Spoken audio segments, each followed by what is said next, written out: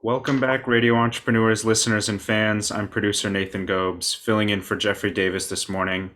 I'm very excited because I have a double co-host team with me. I have the one and only Peter Myerson, retired attorney and author. Welcome, Peter. I'm so happy to be here, Nathan. It's good to be here.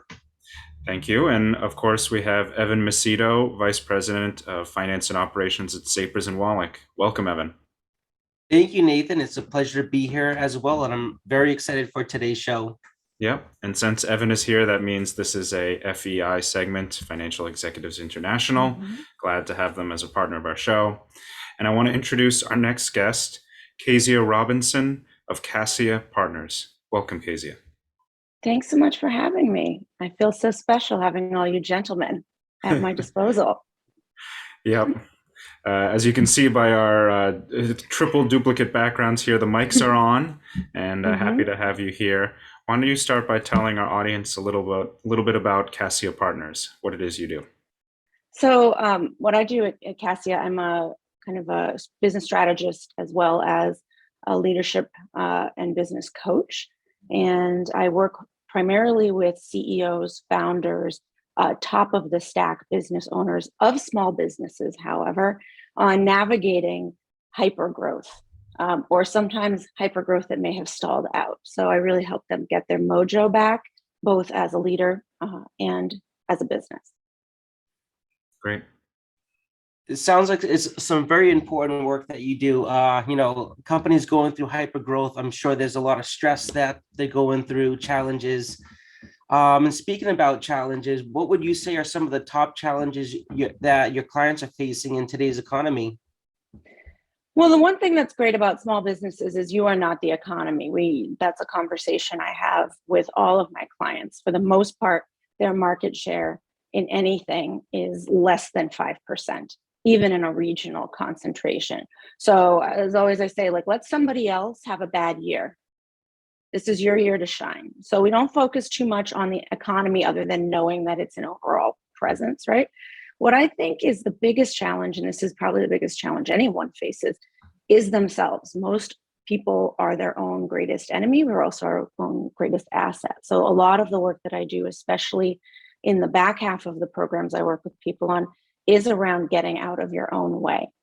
So that's, I would say, if you were to look at number one thing, it comes on that coaching side and less on the strategy and consulting. Do you find it hard to get people to move out of their own way? And how do you do that? Yeah.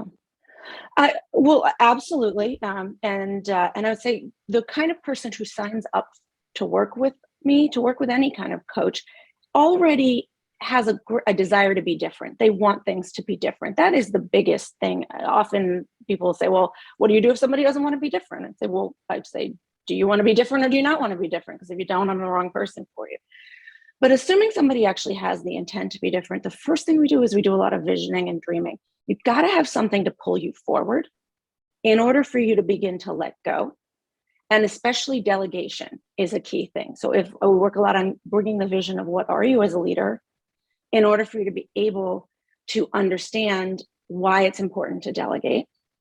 And then there's a bunch of process things about how you actually build the skill, the baby steps to delegation. But the biggest focus is on what are you growing into?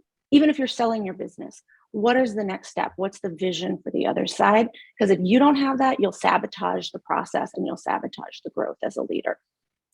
Delegation is a good segue into the question I was going to ask next, which is, obviously it's the leader's important, but also the team around them is very important too. So what do you find is important about for looking for good team members?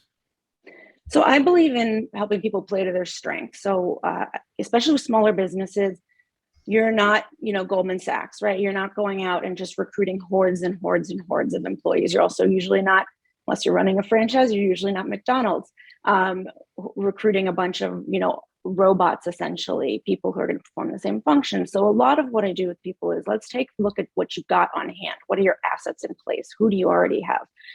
And how do you play to their strengths? How do you actually build their ability as a team to self-regulate, to swap tasks, right? And to take you out of the day-to-day micromanagement Then we look at, well, when you flexed up the team and it's got more adaptability, then what do you need to fill? And a lot of times what you need to fill is not actually a skills gap. You can go and hire somebody outside to do a skills function. What you're usually looking to fill is some sort of inner role. You need some more energy on the team. Maybe you need somebody who's more of a devil's advocate. You're losing sight of the skeptic, the downside protection. And so there's a lot of ability to go in and say, what do we really need on this team? And again, can we maybe outsource the technical piece for a little longer when you're smaller and rebalance internally, like to have a devil's advocate hat, right? And you say, we don't need to hire a skeptic. We just need to have a skeptic in every meeting. Those are the types of things that I do to help people get the most out of their team before they start adding new team members in. Is there any market segment that you tend to, or business segment that you tend to work more with? And if so, why?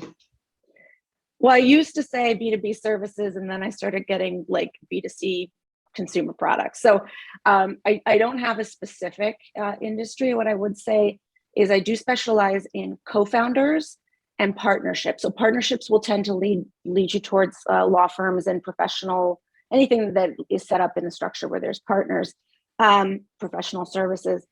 But with co-founders, that's often, it can be franchise purchasers. A lot of times you get a married couple then, really interesting, lots of dynamics.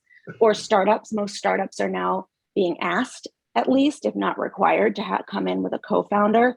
So that's what I would say the specialty area. It crops up across a lot of different industries. Keziah, I wanted to ask, earlier you were talking about, outsourcing some of the services, having a skeptic in every room. And before this call, we were talking about, making sure you have the right trusted advisors in your network. How are you making sure that you're bringing in the right sort of outsourced trusted advisors into your clients' practices and making sure your clients are utilizing them properly? Well, I think, and one of the great things, Evan and I, work together, and he's in my kind of circle of trusted advisors, is that one of the things we really focus on, and I focus on personally, is getting to know people and to really build out, like, are you a kindred spirit? Do you have the same attitude towards clients? Do you have the same attitude towards growth?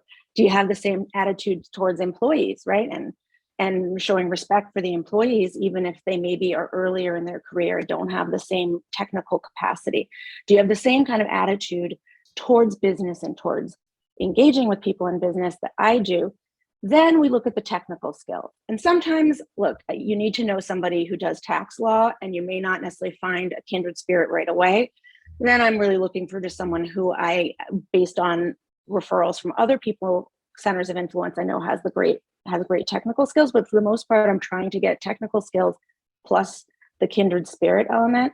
Then bringing in and making sure, my job is to make sure that the business, the CEO, is ready to engage. They have their ducks sufficiently in a row that you're not going to walk into something that's a complete mess, or something where the scope of work is expanding, or you're expected to do work that's below your pay grade. So that's really a lot of it on my side, is to bring the team up and then look at bringing them all together in the room and having that kind of, just like you would with a team, how we want to work together. What do we do if things aren't going well? And really lead and kind of put the owner in a place to lead the team.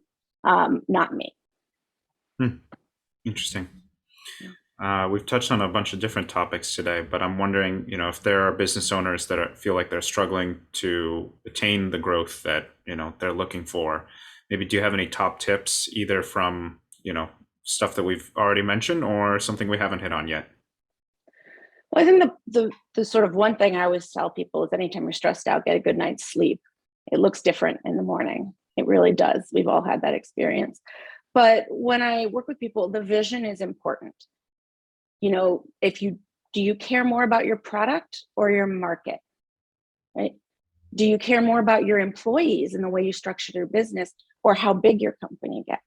That clarity of what you really want will allow you to basically map a route, and to map multiple routes out.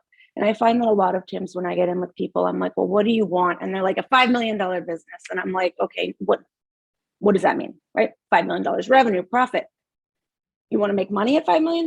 You want to lose money at five? What do you want? And so there's a lot of this anchoring around like a number, or I want to be number one in X. And it's like, what does it mean to be number one? Is that even the category you're trying to be number one in? So a lot of what we do is work on the vision. That's going to be the biggest thing if you're stalled out on growth. It's not the market's fault. It's not, sometimes it's your team's fault, but it's really your problem if you're stalled out on growth. And so it's like, let's move you forward. As a leader, then you may be rebalancing the team. You might need to leave, have some new people come and go, building out partnerships, whatever it is that's natural to your business. But it really, I've never hit somebody where they could not get growing. Excellent. Yeah. Well, I mean, it sounds like people should be reaching out to you if they need some help, and which is a great segue into how we usually end these segments, which is if people are interested in getting in touch with you, finding more about Cassia Partners, how can they get in touch with you? I'm on LinkedIn. I know that my contact info should be linked here. And I'm pretty much the only Keziah Robinson that I've seen around. So it's K-E-Z as in zebra, I-A-H. Or you can check out my website and contact me through that. That's www.cassia-partners.com. And that's CASSIA-partners.com. Great. And Evan, if people want to find out more about Sapers and Wallack or get in touch with you or FEI, how can they do so? Great question, Nathan. So if you want to reach out to us at Sapers and Wallack, you can go to sapers-wallack.com. We just spent a lot of time building out a brand new website, a brand new resource learning center. So I asked people to go check it out. Let us know your thoughts. If you are looking to be join Financial Executives International or FEI, you can go to feiboston.org. That'll take you to the site. You can see the different events coming up, and we have about 400 plus professional members in growing, and look forward to having some more people in the mix. So thank you, Nathan. You're welcome. I've seen the website. It does look great. And I can concur that FEI is a wonderful group. FEI Boston, the biggest in the country, if I'm not mistaken. That's correct. And Peter, if people want to get in touch with you, find out more about you or the book you're working on, how can they do so?